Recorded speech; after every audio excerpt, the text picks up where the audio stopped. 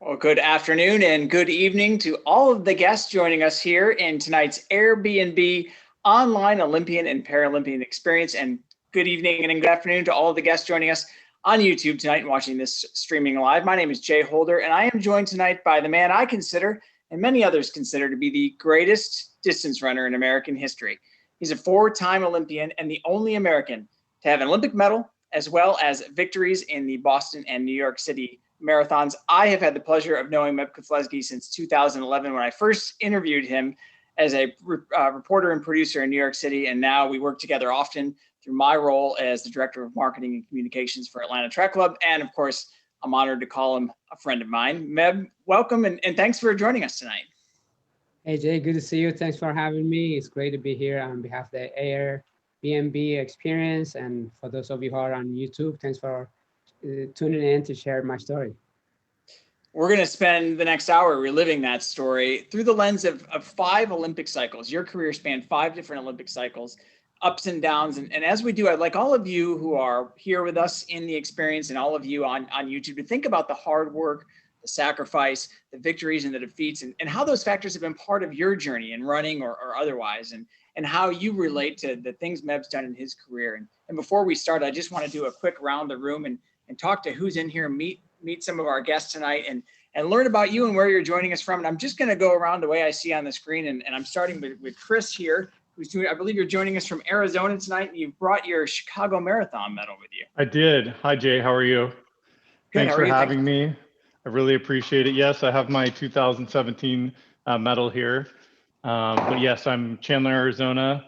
I'm a long distance runner myself, 45, and happy to be here. All right, we have Vary on the line. I know there he is.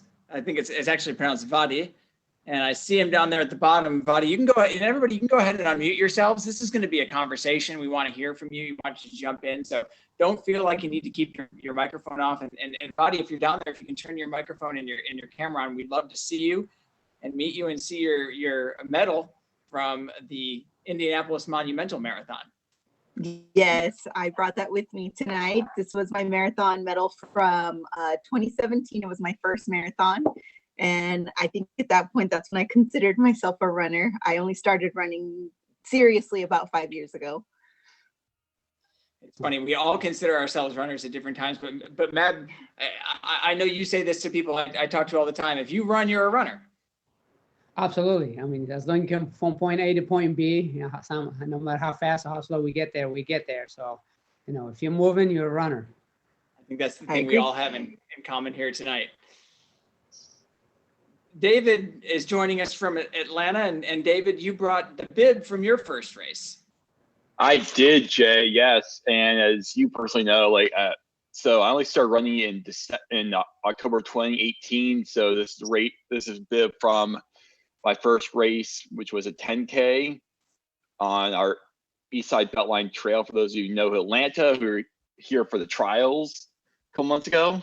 And so very proud of that, and kind of went 0 to 60 with all of that. And well, met you at the Philadelphia Marathon last year, Meb. Awesome. Good to see you. How many of you met Meb before? Awesome. All right. Well, now you all have. You can all raise your hands. You all met him. Yeah, right. Matt's joining us from San Francisco, and you've got a medal from a marathon that I've always wanted to do, the St. George Marathon. Yes, St. George. I ran it because it's very fast. If you don't know it, the last 13 miles of it are pretty much all downhill, and I was trying to qualify for Boston and put in a ton of work, and it was my fastest time ever, but it was I also injured myself shortly before I ran and came short on qualifying. So I think I'm using this COVID time to pick up my running again to make one more try at it, but or maybe not the only one more try, but yeah, it's a great marathon. It's gorgeous, and it's very fast for the second half. And you said something I think we can all relate to. Who is running more during this quarantine and COVID time than they did before? What about you, Meb? I'm running more during the COVID than it was, before that. But obviously, as a professional runner, I was running tons, a lot more. But since the COVID, I've been running a little bit more now. So the south side of Lake Ontario is right out that window for me, and Corey's on the north side, kind of in Toronto. And Corey, you brought your medal from your first and only marathon. Yeah, that's correct. So that's the Toronto Good Life Marathon. So yeah, only race I've done, or only marathon rather, and hopefully not the last. Hopefully not. I think if anybody on this call, we can all attest to it's an addictive bug. So I'm sure we'll see you at another marathon soon. Mensch, where are you joining us from tonight, and what did you bring with you? I'm joining from Manila here in the Philippines, so it's quite early, but it's a decent time. I'm bringing my 6-star marathon Nice. medal and my Boston, where I got my 6-star majors. And I'm just, I haven't been running. That's why this is my way of running vicariously through you guys. For anybody on the call who's not familiar, can you explain what the 6-star medal is? It's a pretty cool thing. Yeah, so the 6-star is when you get it when you complete all of the 6 major marathons in the world, marathon majors. So that's Boston, Chicago, Tokyo, London, New York, and Berlin. and Berlin. Yeah. Which one was your favorite? I haven't done all the 6 of them yet, but you got me beat, but I know which one they are. Yeah. So I was able to do that over a span of, I think, 5 or 6 years, trying so hard to get into Boston and then eventually doing it in 2017. Awesome. Cheryl, we can't see you down there, but if you want to turn on your camera and mic, we'd love to meet you and see where you're at and which medal you brought with you. All right, we might. Cheryl. Something wrong with my video, but I didn't bring medal. I'm just a big fan of Meb, and I'm just here to just listen to him. Very kind of you, thanks. He's an inspiration. Awesome. Well, thanks for coming. And Natalie, I want to end with you. You're in San Francisco. You've got a medal that will seg very nicely into Meb's medals. Yeah. Hi, I'm Natalie. I'm in San Francisco. I became a runner, I think, officially in 2007. I did my first race in Sao Paulo, Brazil. And then I brought with me my first New York Marathon medal, which I ran 6 times in the last 10 years. One of, I think, the best race ever. I'm very partial to it. But yeah, so excited to be here. Thanks for having us. Meb, your background is the New York City Marathon. You also have a medal from the 2009 New York City Marathon you might want to show us. Yeah, 2009 medal was huge. First, I want to share something that started my life with this trophy. This is the trophy of my oldest brother who gave it to me. It says, Meb Keflezighi, most outstanding student at Roosevelt Junior High math t-shirt. This is the hope that gave my whole family that hard work does pay off in the United States. And he came in here as a 9th grader without speaking the language. And he worked extremely hard, as most of you guys do, getting up early in the morning or late in the evening.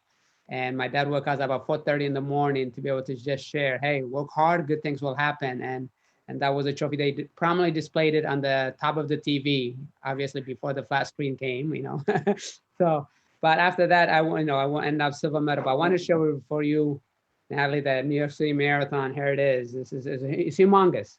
Yeah. Well, mine's a little smaller. Yeah, I didn't win. But mine's like rusting.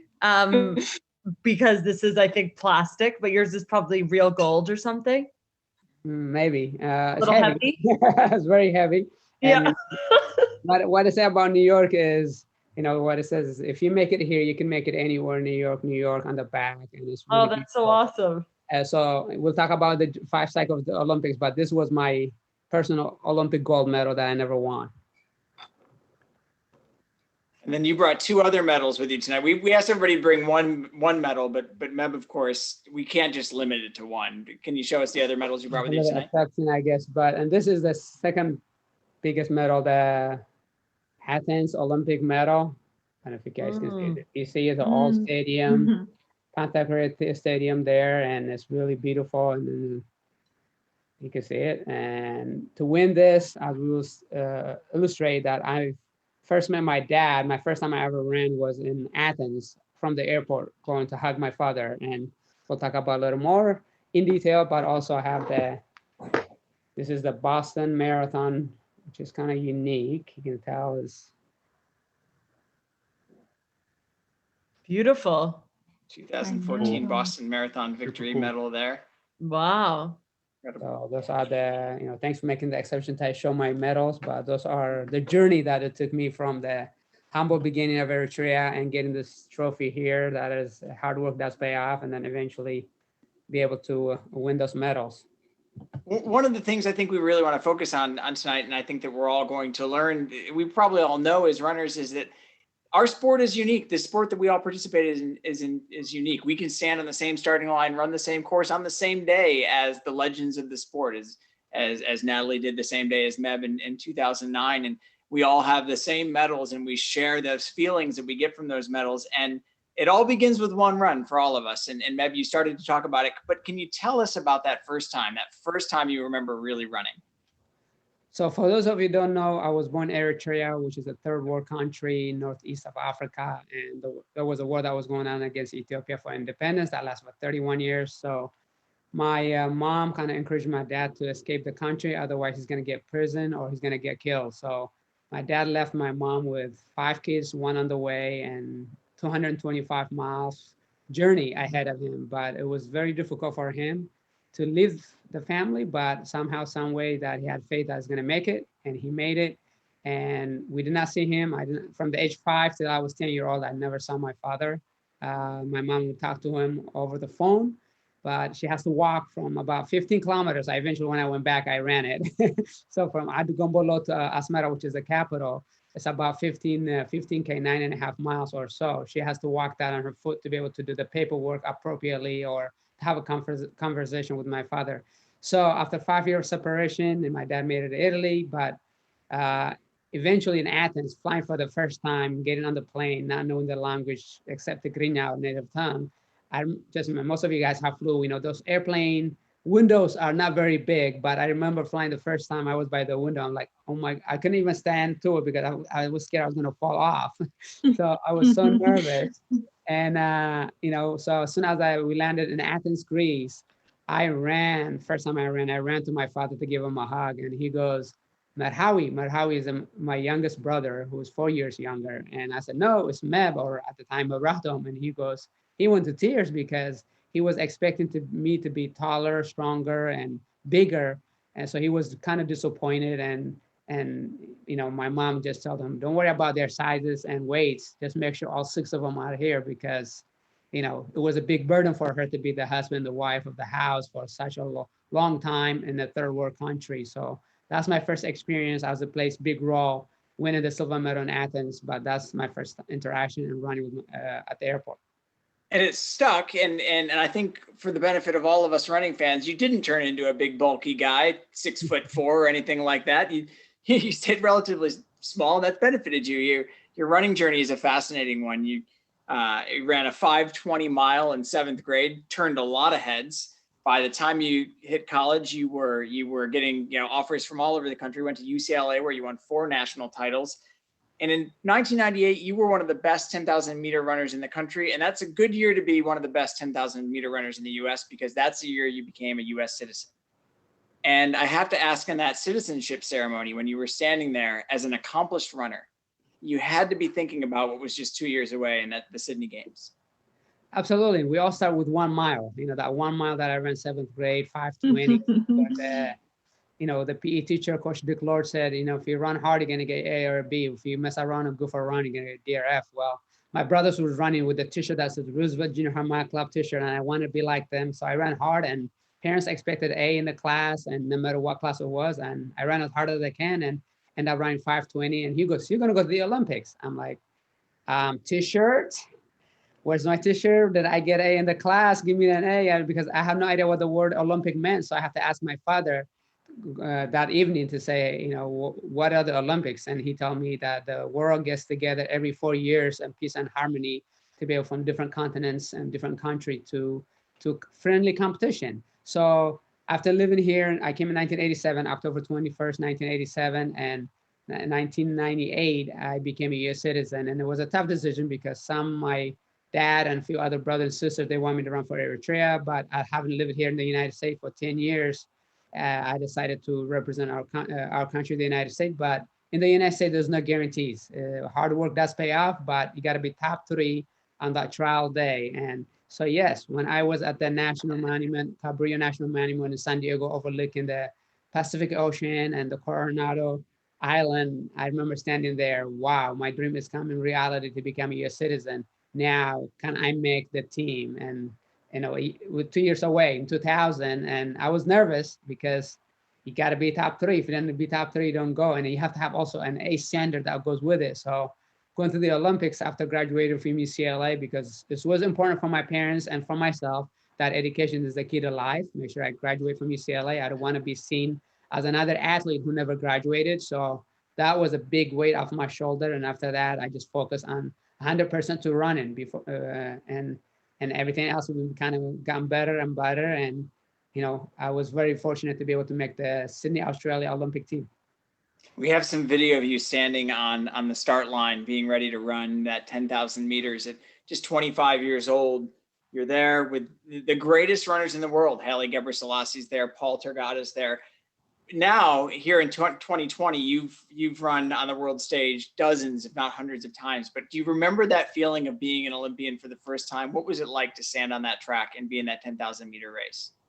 I was becoming a student of the sport. So I loved studying the people and running, and Haile Gebrselassie and Paul Tergada. I really wanted to go see Haile at the Atlanta Olympic Games, but because I was a college student, I couldn't find the finance to go see him. I didn't make it. But to be in Sydney, Australia, wearing the red, white, and blue, and wear that singlet that you look so much forward to, and to be able to be among the best competitors in the world in the 10,000 meter. They had the prelims, and then I made the final. I was the second to last guy to qualify, barely made it, but I had the flu. That was, when you go to the villages and the athletes village, a lot of fit people are there and they work hard, but also at the same time, your immune system is very low. And I got the flu, but fortunately I made the Olympic team and qualified for the final and ended up getting 12th place. So happy that, it was a great race. It was closer than 100-meter finish with Haile Gebrselassie and Paul Tergada. I was about 300 meters from the finish line, so I was not even contending for that. I was just hoping not to get lapped, but I was watching the Jumbotron in front of me, and because I didn't think they're going to replay it again. So it was great to see that, and then end up getting 12th place. I'm happy about it, but at the same time, I said, next Olympic team that I make for the United States, I want to win a medal for our country. And when I said that goal, honestly, when I was at that stadium, I was thinking more than 10K if you haven't done a marathon yet. We've got video of that first race. If we can see you out there on the track, I just want to show people what the Sydney Games look like. And you described it as a surreal experience. And I think we've all had those surreal moments. And Chris, I want to come to you because you just broke 6 minutes in the mile for the first time, and that was a real surreal moment for you. How did that feel? And did you find yourself pinching yourself after that happened? Yeah, so I started, working out with a coach, maybe about 6 or 7 months ago, and I hadn't before. And we're trying to do marathon training, but we're kind of throwing in different things here and there just for fun. Like how fast can we do a 400 meters or a mile or a 5K? And so one day she said, hey, let's do a 1 mile time trial. And the best I'd ever done was maybe around like 6:15. And she's like, do you think you can break 6? And I was like, I don't think so. And I remember I just went as hard as I could. I was pretty fresh that morning and I hit 5:52 and I couldn't believe it. I was holding it and I was like a quarter, 400 meters. I was looking at my watch. I'm like, I got 400 meters to keep going and I can hold it. And I did it. And I was so freaking excited. I was like, yeah. And, I'm 45 years old. So I was like, it's not bad, pretty good. So. Meb, you guys are pretty close in age. What could you run a mile in right now if you went out and just gave it your all? I would be with Chris right now because I haven't done any intervals or any hard work. I'm just literally running. But for me, I'll be honest. Now I just go. Sometimes like today, I ran 9 miles and I started with 8:02 and then finished up in probably 6:37. But nothing. I'm not gonna kill myself anymore because for a long time, every stride, every movement, it was efficiency. And now I just go for leisure. But it gets tempting, like you said, I'm also 45, and then you're like, maybe I still got it. You know, like I think Skechers sent me about in January to see those new shoes for racing, and I gave them a shot. I did, 7-mile run, and then came back, and I changed shoes, and then said 1 mile out, 1 mile back, with about 2.5-minute recovery. And I remember running a 4:56 and then 4:54. So I was like, oh, I still got it, kind of thing. So. The great comeback. We'll talk about that in a little bit. You come back from Sydney. You're one of the greatest 10,000 meter runners in the world, 12th place in the Olympics. You break the American record a year later, run 27:13 in the 10,000. You're a lock for the 10,000 meter team in Athens, 2004. So why were you on the start line of the 2002 New York City Marathon? Growing up, when I was in high school, people said, we're going to see you in the Olympics, you're going to win medals and things like that. They saw my vision before I did. I didn't have that confidence yet. Only did I realize that I can be a professional runner, or maybe Olympic team was in 97 when I won 4 NCAA titles at UCLA. But, also at the same time, when I was in high school, people say, you're going to be a beautiful marathoner. And I'm like, how far is that? They're like 26.2. No, I'm a miler. I'm going to do the mile, 2 mile, 5K, and 10K. I'm not going to do a marathon. But after breaking the American record in 2001, the World Championship were not on in 2002 or the Olympic Games. So it was a good time to kind of experiment with the marathon. And I ended up doing my first marathon at the New York City Marathon. And I was pretty confident, going in, but terrified at the same time because it's unknown territory.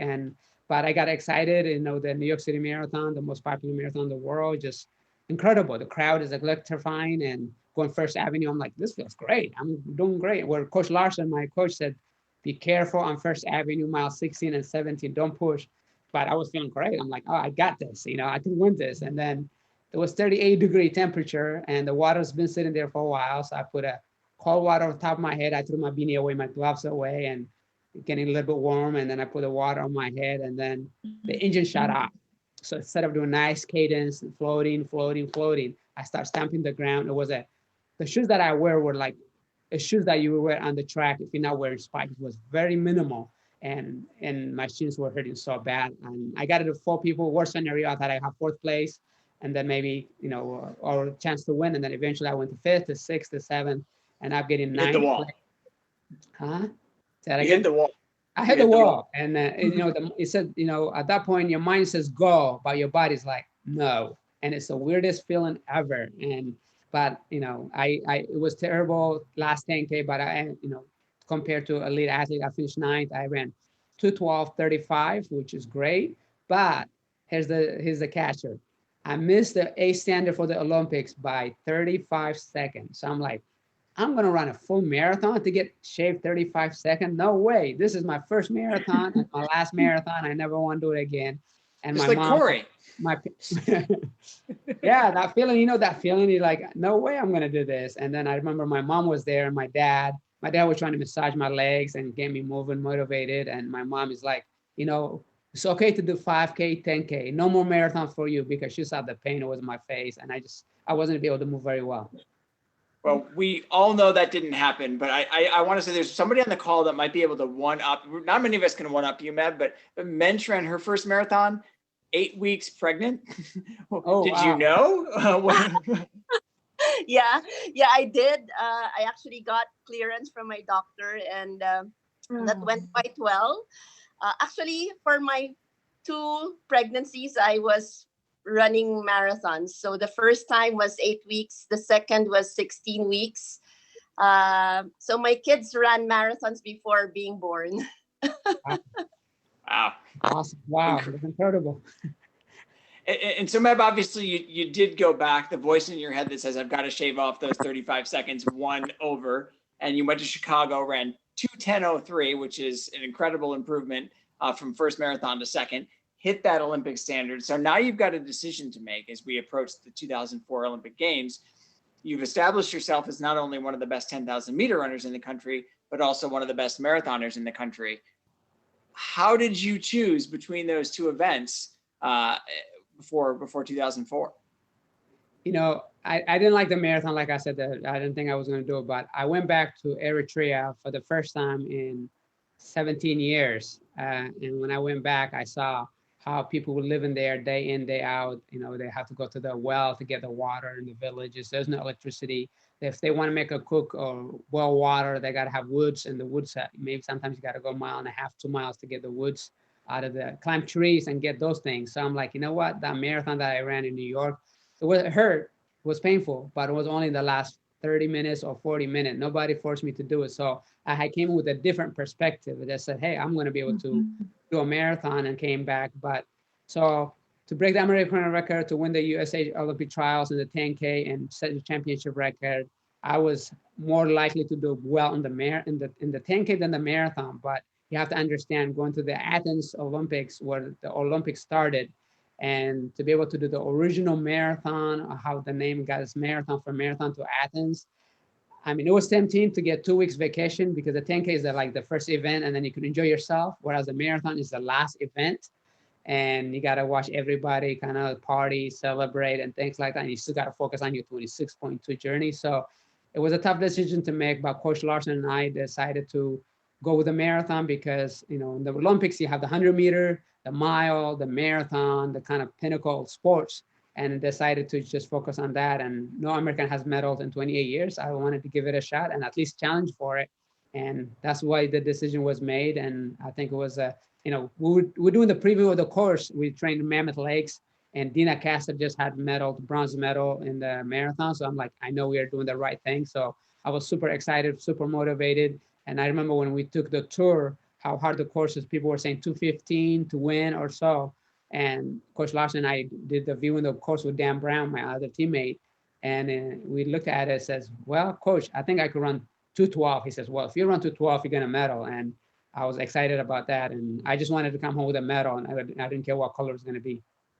It tells you something about how tough Meb is, that when faced with the choice between a flat track for 10,000 meters and a hilly, hot marathon, he says, I'll take the tough one, because that's where I'm going to medal. And that leads me to my next question. You've run 27:13 for 10,000 meters. That's 4:23 a mile for 6 miles. You run 2:08:37 for the marathon. That's 4:54 for 26 miles. 30-second difference there, but a lot of distance difference. What's harder? Oh, I'm positively sure that the marathon is harder, even though when you run the 10K, you feel like you're out sprinting all out. You know, when's the finish line is going to come fast enough? You say that mile 2 or mile 3, but the marathon, it's about patience. You got to conserve energy, but it's grueling. It's a race of attrition. You're going to be beat up. Your mind says go, but your body's going to say no. You're going to hit the wall. Whereas the 10K, you can do that too, but not as much as the marathon. And the marathon is very difficult. And for me personally, even, you know, we're going to talk about the London Olympics, but after the London Marathon on Wednesday, I was hurting so bad that I was at the Heathrow Airport on a wheelchair, because I can't go because of the wound that I had at the bottom of my foot. So the marathon is not forgiving, whereas I can't get out of my chair or, you know, get up and stand up without being painful for about a week. And then after about a week, you feel normal. Otherwise, the 10K, yeah, it hurts, but the next day or 2 days later, you're okay. So Athens, you go in, and we talk a lot about having confidence in yourself, and you had to have a tremendous amount of confidence in yourself. You're the 39th fastest person in the field. No one is saying your name in pre-race previews, except for you and your coach, Bob Larson, saying you have a chance to medal. It's hot, it's hilly. You had a run-in with a dog on a training run in the days and weeks leading up to the race that pulled your calf muscle, right? Was your calf or hamstring? The hip. Hip, okay. So you're standing on the start line with all this negativity that could have been swirling in your head. How do you, and I'm sure we can all relate to this, how do you block the negative thoughts out and say, I'm going to do this, I'm going to crush this? You know, the key to success is preparation. You know, we were in Mammoth Lakes training really hard. You know, I know it's going to be hot, hilly, and humid. So I would sit in the sauna for 30 minutes, you know, and stay there for as long as I can, and then 20 minutes and 10 minutes and work my way up. So we were prepared, but at the same time, some things happen when you can't control it, like the dog attack. I mean, we were in Crete, the island of just outside of Athens, and I was training with my teammates. German Shepherd came from behind the house. I was the last guy behind, and an hour and 15 hour and a half run, and the dog barking, and then he went straight for my throat. He just lunged it, and then all I could do was fall on my hip and be able to just try to kick him, and the guys threw a rock at him and help him escape. But I was, I built to kick him. I mislanded or whatever. I put out tendonitis on my knee, so I was in pain. I couldn't go upstairs or downstairs, walking around. So, but being in the U.S., a medical team did a great job. They gave me anti-inflammatory and be able to just stretch me, chiropractic, and all those things. And I was nervous. I was gonna, like, I even called my brother Howie going to the starting line. I'm like, I might not finish the race, so don't worry, because you want to give him heads up, but at the same time, you got to think the hay is in the barn. Just be focused and give it all you have. And that attack, it was the best shape I ever been. So I can't let that spoil. But at the same time, the endorphin kind of kicks in, because once the gun goes off, all the pain is gone. You got to be able to be competitive and among those competitive people in the world. So you were able to go from talking to your brother and saying, I might not finish the race, to now let's fast forward with 10,000 meters left to go in the race. And you've, in your head now, I have a spot on this podium. How do you stay focused for those last 10,000 meters, which is a long way, to hold on to that spot? And how do you dampen the excitement and keep yourself from going too crazy and too hard and losing that spot? How do you keep yourself in check?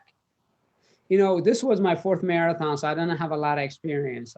But at the same time, you count on your people on your team. So the United States Olympic Committee did have a seminar for us, how to run the race on a hot, hilly, humid conditions. So start slow, work your way up, don't exert energy and too much energy. So in the last 10 kilometers, all that is about getting down to a few people as possible. So you have 10 people, get it down to 8 people, get down to 6 people. Now you think about tactically, how can I beat 3 guys and be in the middle? But, when I was running through the race, I had the U.S. medical team. They said, Meb, 45 seconds after lead or 10 seconds after lead. So you're getting information from them. And with 10K to go, Paul Turgot, who I competed at the Sydney, Australia Olympic Games, was silver medalist. He was a world record held in the marathon with 2:04:55, and I was 2:10:03, which, so you're talking about a mile discrepancy there that that I have to get head start to try to be competitive with him. But it's going to be hot. It's going to be hilly. It's going to be tough conditions. And a marathon is an equalizer. You have to run a PR or you have to do it on that day. Coach Larson and I just worked hard, and in the last 10K was get it down to 3 people. And I was, when I saw Stefano Boldini with 5K to go, I said, I lived in Italy before I came to the United States. So I said, andiamo uno a due, which means let's go 1-2, because the Brazilian, the Santos was up there. So we just, Banda de Lima, it was there. So we decided to just work hard to catch up to him, and then, get it down 3 people. Once you get that 3 people, a lot of things go to your head. For me, was my childhood, that 7th grade P class, but also the time when I met my dad in Athens, Greece. How coincident is that I'm winning a medal for our country, the country that gave me opportunity to be the best that I can, and to go to the last 2 miles or so. I was excited, and with 1 mile to go, I just threw my hat away and I'm saying, I'm going for you, Stefano Boldini. But he was having a phenomenal day, as I was, and coming to that old stadium from 1896, is happening, and it's kind of like, I didn't cry, but at the same time, I was like, oh my gosh, it's happening. And as soon as I crossed the finish line, I said, thank you, God, for giving me this opportunity to represent our country. And I want to see, let's see the video of you on the medal stand, because it has to be an incredible moment, and it has to be a time you never forgot. You're standing on that getting that silver medal, same city where you remember running for the first time. What's Meb Keflezighi thinking right here as we're looking at? What a pride and honor, because you work extremely hard and get those opportunities. And I show you that medal right there, the same one that I have here in my hand. But I'm looking at it, you're gonna see it, looking at that medal eventually to just say, is this really happening? Is this really happening? Because, getting the laurel wreath from the olive trees and all those things, and the bouquet of flower that I get, I hand carry those for my first day with my wife, and first date. Wait. You brought the flowers from the Olympics back to the United States and gave them to your wife on your first date.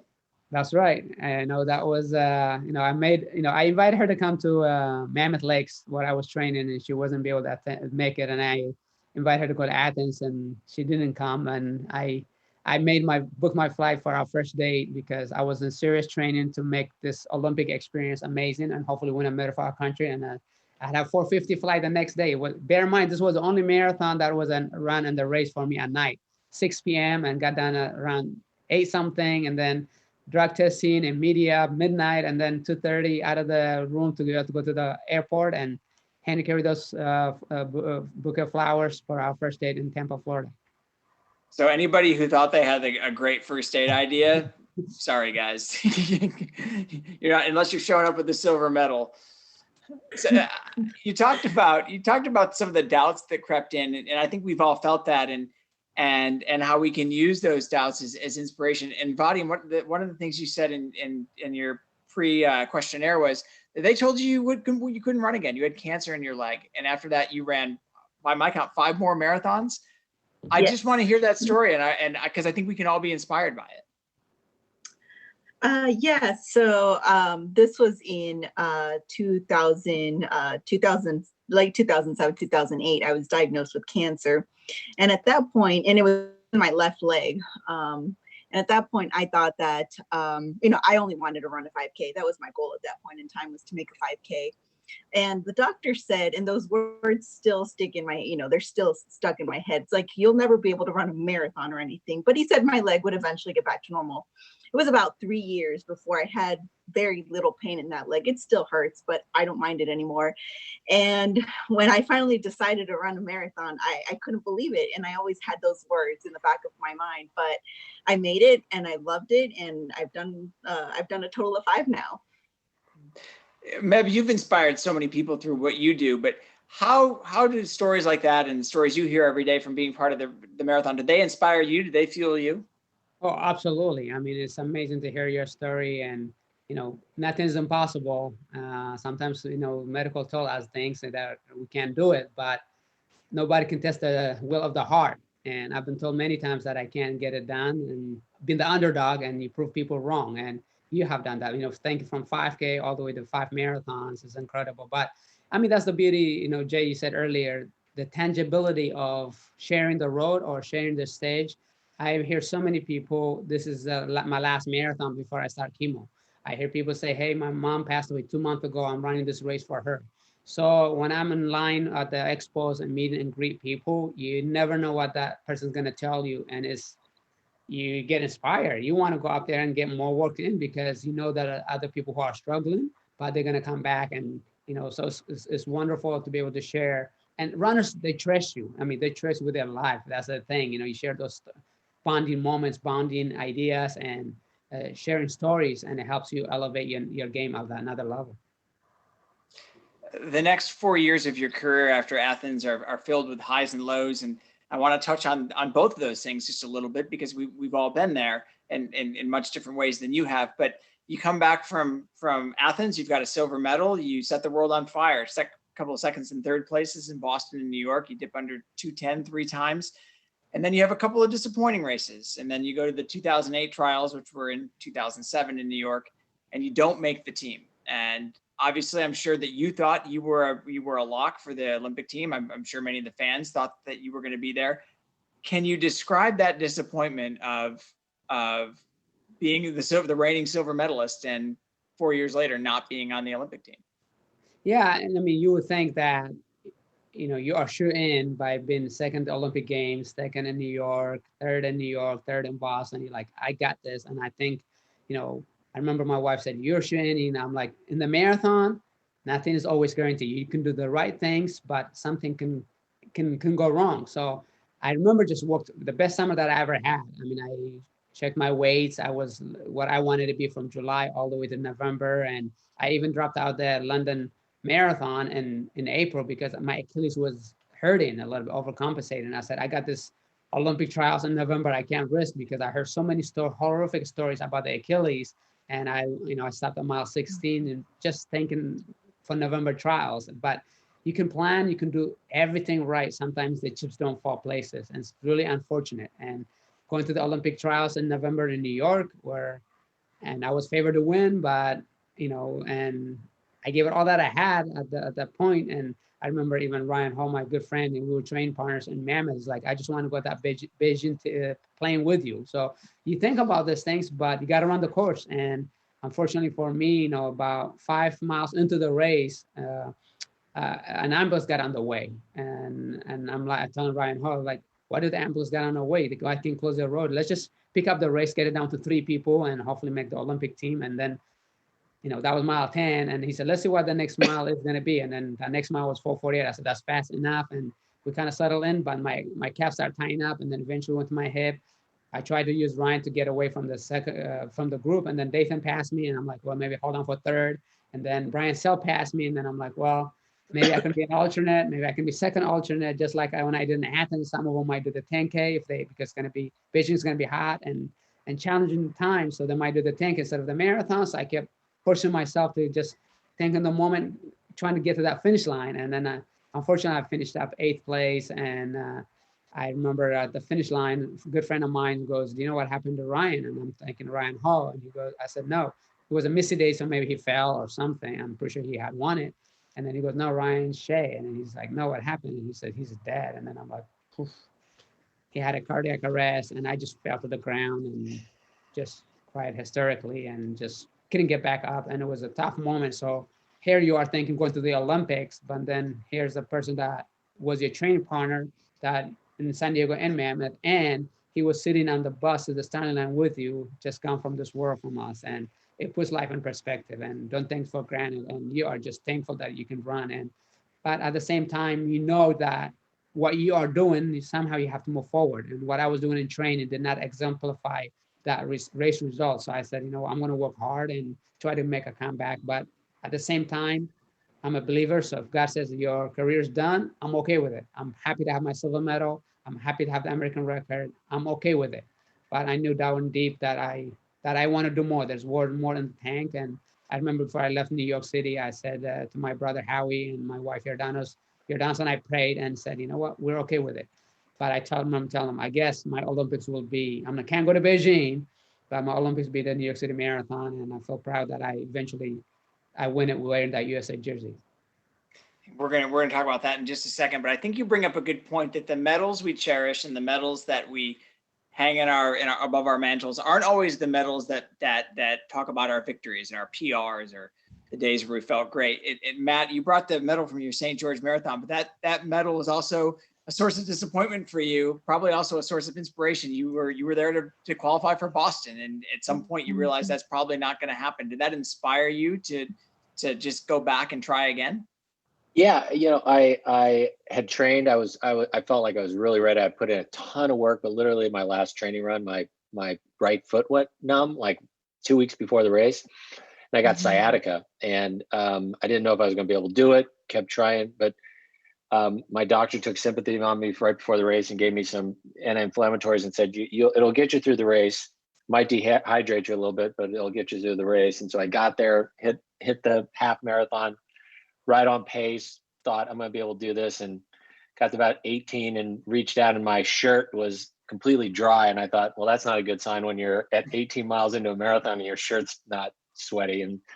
And from that point on, it just, you know, I did get dehydrated from the medication that made my hip feel better. And, you know, and I almost quit and just kept going, and ended up being my best time, but it was like deeply disappointing because it was, you know, I'd put in so much work to qualify, and I was in shape except for the injury, but you know, it did motivate. I mean, what I found inspiring that day was like just my desire to actually finish the race, because I was like, I can still do my best time. If I keep at it, I can do my best time. It's still my best time, even though it was, you know, 12 minutes slower than I'd wanted to do. Meb, you talk about New York, and you won. You did win the next year. You came back and you did it in 2009. First American to win the New York City Marathon in 27 years. I think it's one of the greatest comeback stories that we have in sports. Of course, I'm a big running fan, so I'm a little biased, but Olympics changed your life. How did winning the New York City Marathon change your life?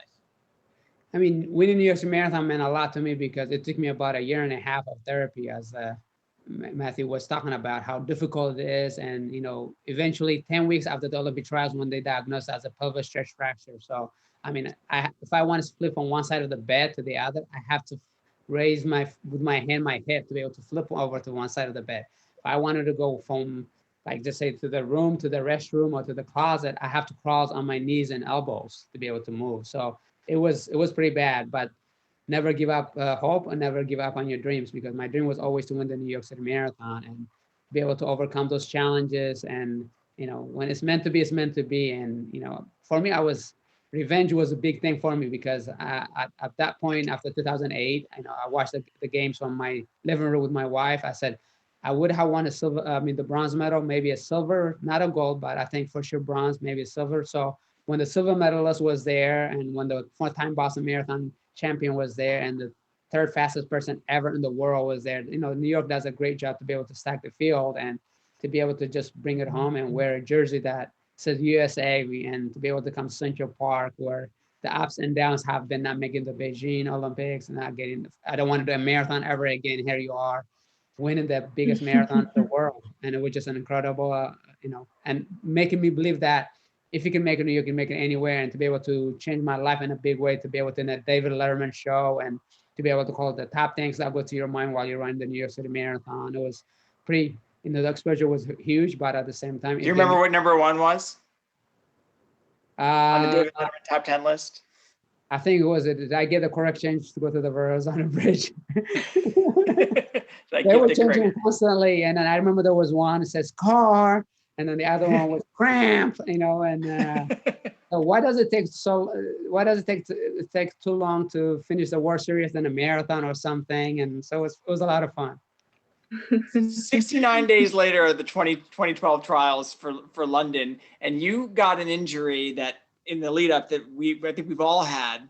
I'm sorry, I'm skipping ahead here, but later in that cycle, after running New York in 2011, again, 69 days later with the 2012 trials, and you got an injury we've all had. Who here's had a blister before from their running shoes? Everybody?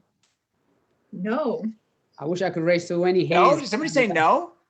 I did. I've never gotten a blister. What's your secret?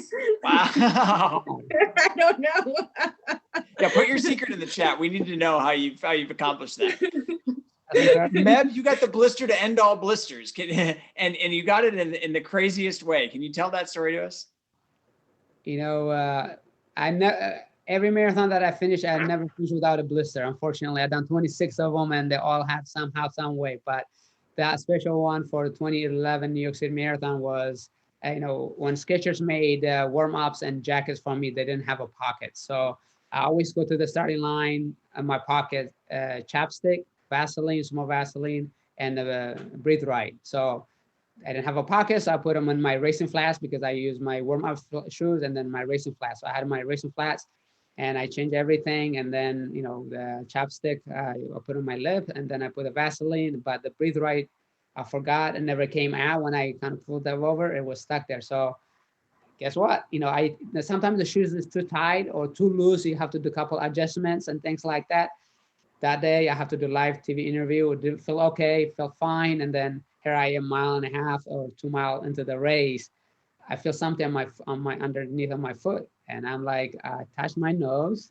I said, it's not here. So the pain that I'm feeling is underneath of my foot. So I'm like, should I stop and try to take it out? And all those things comes, but I'm like, no, just keep going, bear with it. And it was just, imagine a Breathe Right. This is hard plastic. Every time I'm trying to point out with my big toe right in the big where you land, and every stride on the left foot, you cut, the plastic is cutting your foot.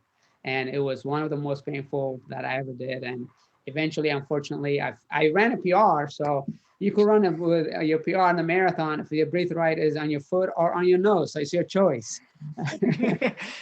So that's a great endorsement. Unfortunately, if it's on your feet, you will get a foot infection. So that's what happened with all the appearances that I was doing.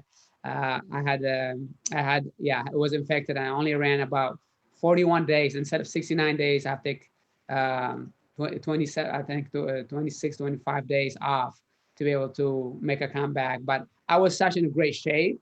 All I cared was retrieve that fitness. I wasn't stretching from scratch. So I just have to bring it back. And then I eventually that was a PR. And then going to the Houston Marathon and trials, I ran a PR and be able to win that race.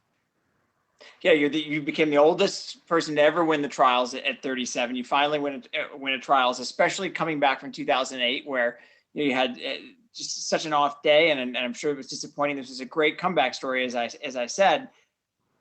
And you were 37. How confident were you now going to London? This is the end. I'm going to hang it up here. Yeah, I thought London was going to be my last one. And, to be 36, it would be the oldest winner of the trials. I was, Abdi and Ryan and Paul and Abdi Abdurrahman. We were sending a great team. Going to London, I had a little hiccup on my hip going on to the race, but I was determined to work hard. I was going to go to Europe, especially Italy, having lived in Italy and do altitude training there. But unfortunately, I was not confident on my build-up. So I stayed at home in Mammoth Lakes to train a little bit more, those consecutive 100 miles a week instead of going overseas.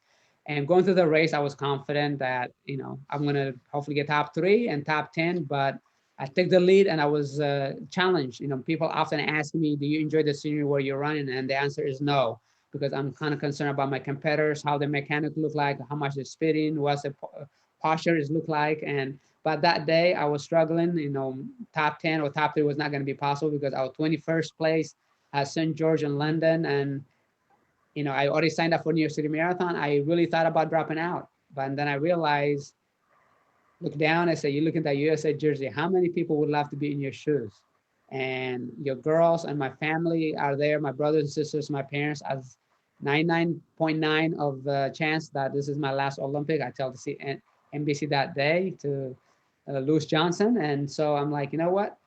No matter how many people pass you, I'm 21st place, bear in mind now, get to that finish line, no matter how many people pass you, but positive thinking, being in the moment is important. Here you're thinking dropping out, but I prayed, I said, get to the second group. Once I get to the second group, there's 8 of us. Maybe I can beat one of them, and then you become greedy, but maybe 5 of them, and then maybe I'll be the champion of this group. But eventually, with 5K to go, my coach, Bob Larson, pointed out 6 fingers. I was running next to the Japanese guy, and I said, I could save my energy and beat this guy at the end. But then I saw another runner that hit the wall like I did in New York City Marathon, a green jersey. I said, I don't know who else is in the front, but I see that green jersey is hitting the wall. I'm going to catch him. And there was an American in the crowd. I love hearing the crowd. He said, come on, Meb, you can get that next guy. And I nodded my hair with 1 kilometer to go. And I hustled and tried to get him. And it was the Santos from Brazil, a good friend of mine who won New York twice. I said, good job, the Santos. But in my mind, I'm thinking, I gotta pass you, and I don't know. We've got some video of how close you guys were. You got to see this. If you guys at Airbnb Productions can run the video, we can see you finishing and how close you were to DeSantis. It was close, and I only passed him with about 500 meters left, and I grabbed the flag. But I would say we're trying to run with my hand in it, but then he's trying to catch me. I wanted to have over my head the flag, but he's coming after me, and the Japanese guy is not too far away, so I kept pushing and pushing. The finish line is not humongous either. You could barely look for it, but amazingly, I came in 4th place. Sometimes it's not winning about. Love to have gotten a medal. I'm still waiting in the medal because you never know something. My motivation for getting 4th place was if one of those guys get busted with drugs, I want to be the one moving from 1st to bronze medal. So, that was my motivation. So you didn't retire because now you're 4th in London. It's an incredible performance. It's one of the most memorable 4th place finishes that I can think of. You get invited to run Boston in 2014, and I think we all know what happened there. We all know the outcome of that race. 1 year after the bombing, you win the race, first American in 30 years to win the Boston Marathon, 31 years. What did that mean to you on that day, and what does it mean to you now? In 2013, the Boston Marathon, I was a spectator. I never get to watch my fellow runners because of media or competition or drug testing. But that day, due to injury in 2013, I didn't run it. So I was there watching everybody finish, from the wheelchair to the women to the men. And I remember sending a text to Ryan Hall. I said, we can do this. I saw the thing that the winning time was 2:10 or something. And I said, we can do this. And he said, we'll get after it. And then I left for an appointment, and 5 minutes, 8 minutes later, the bombing happened. And what a devastation. I mean, it hurt all of us. And I left my younger brother, Howie, there, and unimaginable just how many people were running, just nonstop. And that afternoon, a couple of hours later, Bonnie Ford from ESPN asked me, Am I reluctant to come back again? Am I going to bring my family to it? Am I going to race again? I said, well, I hope to be healthy enough to win it for the people. So I made that goal for me, that I want to win this race for the people that afternoon of April 15, 2013, and to come back a year later. And it was a big weight on my shoulder. Every time I see the Boston Strong or a B hat, I want to do it. I want to do it. And when the Red Sox won it and finished the finish line, I'm at the World Series at the finish line, I say, I want to win that race for on Patriots Day for the Boston and for the running community. So you have constant dialogue. And on April 21st, 2014, my dream came true. That was my 19th marathon, I believe. But bear in mind, 5K or 10K was a long way to go on a finish race. But this time around, I said, I'm gonna give all I had. And Boston Strong, I'm gonna give Meb Strong. If they were gonna cash me, let them cash me. I'm gonna make you earn it. And amazingly, the Ucla sign, who have done the Boston Marathon, couldn't come fast enough. But I was in the zone. Everybody was doing the waves, chanting USA, USA. I got into it. I'm like, USA, USA, USA. But I'm like, focus on the race, focus on the race. You can do that afterward. And luckily, it was a point-to-point course, so there's not a lot of turns you can see. And right on Hereford and left on Boylston, I crashed myself. I said, God, thanks for giving me the strength. There's 36,000 other runners who wanted to do something positive on Boylston Street where the bombing happened. And that means the world to me. I was on this earth to be a runner and inspire people. And this medal here is pretty special to me because, I was 39, 2 weeks after my 39th birthday.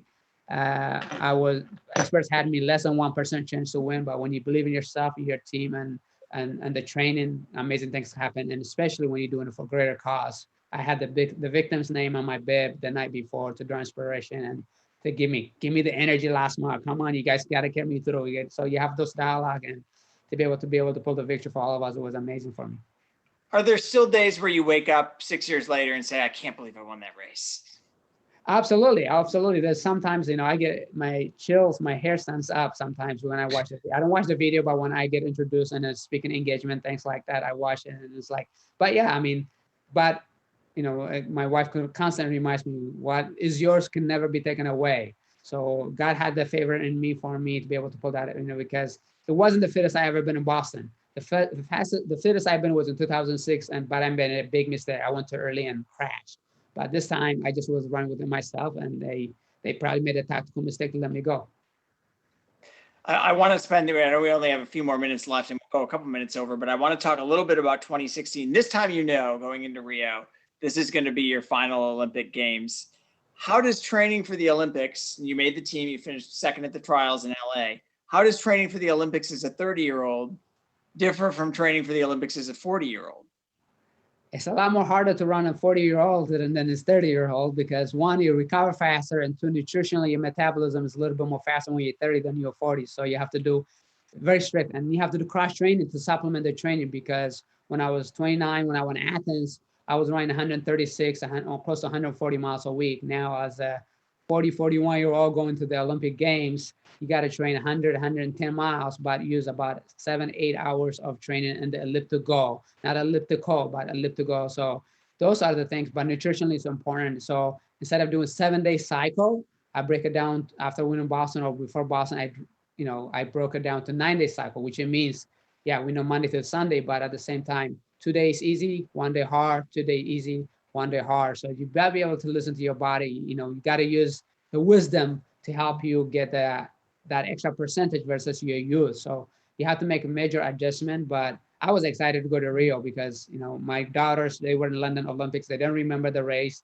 but they remember the gelato we had in Italy after the race. So I said I have to go to Rio, make another Olympic team. So I was, I thought I was going to go early and have a great time, but the competitive of me wanted to still think I could medal. That's what I was thinking. But unfortunately, I have to stop. I had a heat hive and I had a big issue. I have to stop 7 times.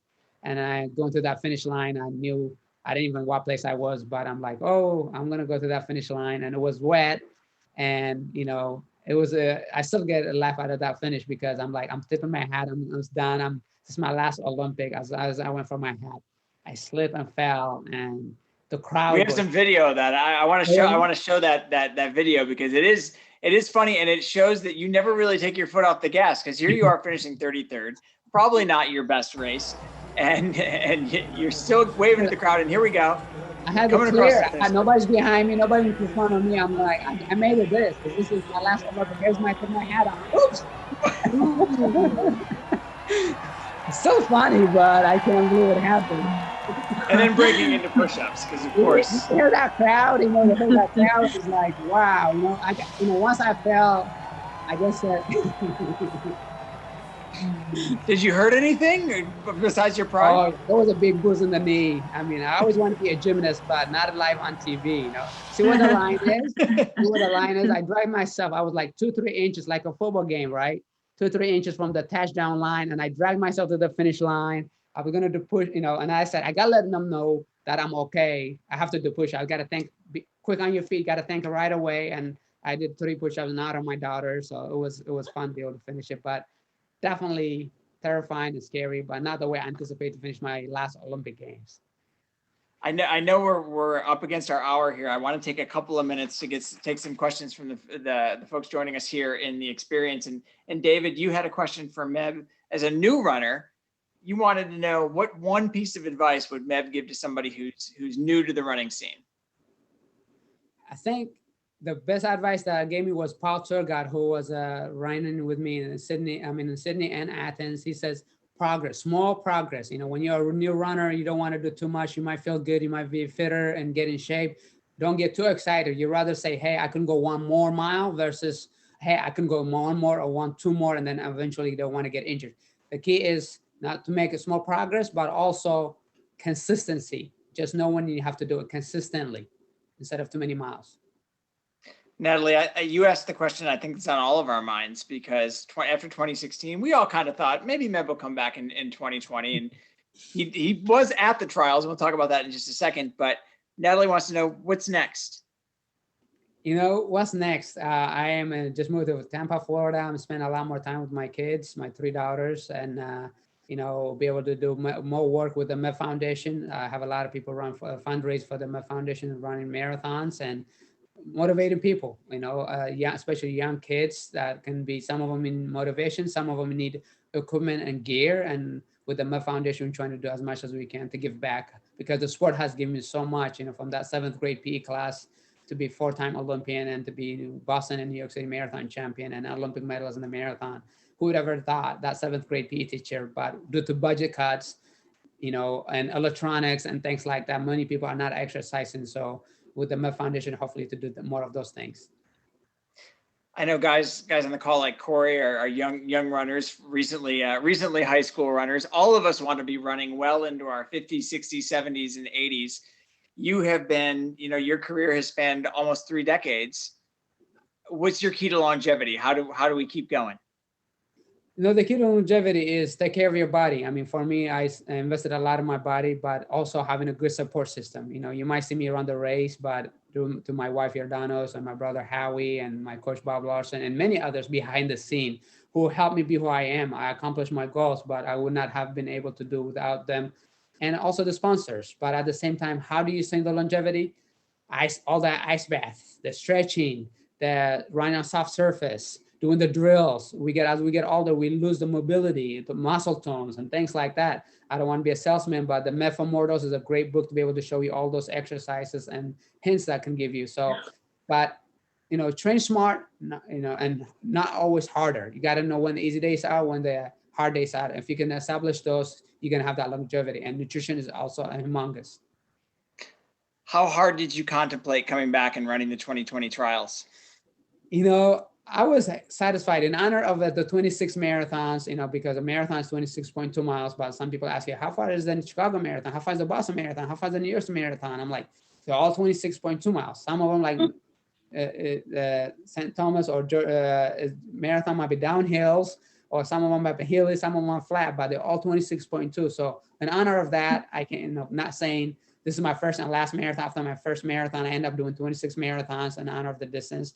But, you know, in 2017, I did my New York City Marathon as my 26th final marathon. But that's the picture behind you, of course. Picture behind me, we can see there's all the people, my brothers and sisters, coaches and mentors and physical therapists who came from all around the U.S. to support me. And I qualified for the 2020 Olympic trials during that race, my last race. And I thought, keep in the back pocket just in case. But then I'm like, oh man, this retirement sounds good, you know, and I want to do too much of it. But eventually, I think, you know, I was thinking about it, but when I got sick in December of 2019, that was the kind of the thing. But I did help being an ambassador for the Atlanta Track Club to bring the Olympic trials to Atlanta as an ambassador, and it was great. And to be able to be there, send off the men and women who made the Olympic team for the Tokyo Olympics, it was a great honor. And to, you know, starting the gun or holding the finish line, to be an Olympian is always an Olympian, and to be part of that Atlanta Track Club to make those dreams come true was a big dream for me also. It was great to have you in Atlanta for that. This is actually the flag that started off the 2020 Olympic marathon trials. Meb waved this to start the next generation of Olympians on their way. And I can't think of a more fitting way to pass the torch than literally being that person that says to the next group of 6 Olympians that they can chase their dreams and make their dreams come true as well, like you did 4 times. And before we leave, I'd be remiss if I didn't ask you to offer all of us on the call and all of us watching on YouTube just some words of motivation, some inspiration. I think we could always use that. It's always, you know, sometimes hard to get ourselves out the door in the morning, but you're really good at making us take those first steps. So from you, Meb, some parting advice. Well, thanks everybody for being here. Thanks to Airbnb and for the on YouTube following, because this, you know, life is about a challenge and overcoming obstacles. I always say run to win. It's not a full race, but doing the best that you can. And sometimes you're not going to get the time that you think you deserve. And things are challenging happens, but never give up hope, never give up the dream. And hey, sometimes finishing that race will teach you how to overcome those challenges. For me, it was the 2012 London Olympics. You know, I didn't win a medal, but it taught me how to overcome adversity and be in the moment. You thought about dropping at one point. You never know what the finish line is. So whenever you're struggling, stay high and be the best that you can, and challenge yourself and challenge others to be the best you can. And the hardest part about running is tying the shoes and getting out the door, because we all kind of contemplate, is too cold or too hot. I don't know if I should be right, but I never regret my runs. You know, I always feel like energized, and you never know who you're going to run into, because if you said, I don't want to run, but then when you see somebody else run, or they give you thumbs up, or you say, hey, how you doing? Or I give you a wave, you are inspiring each other. So it's a two-way street, and keep encouraging people to be the best you can, because sometimes you don't feel like going out, but once you go out, you're going to inspire others. So keep at it, be the best you can. And I always say, run to win. Who's going for a run tomorrow? Or mention your case maybe today. Who's going for a run? For sure. All right. Well, I hope you all have a great run. It's been awesome hanging out with you all tonight. Meb, thank you as always. Great to talk to you. Hope to see you out there on the start line real soon. Thank you so much. Thank you. Thanks so much. Thank you. Awesome. Thank you. Bye. Take care, guys. Thanks. Thank you.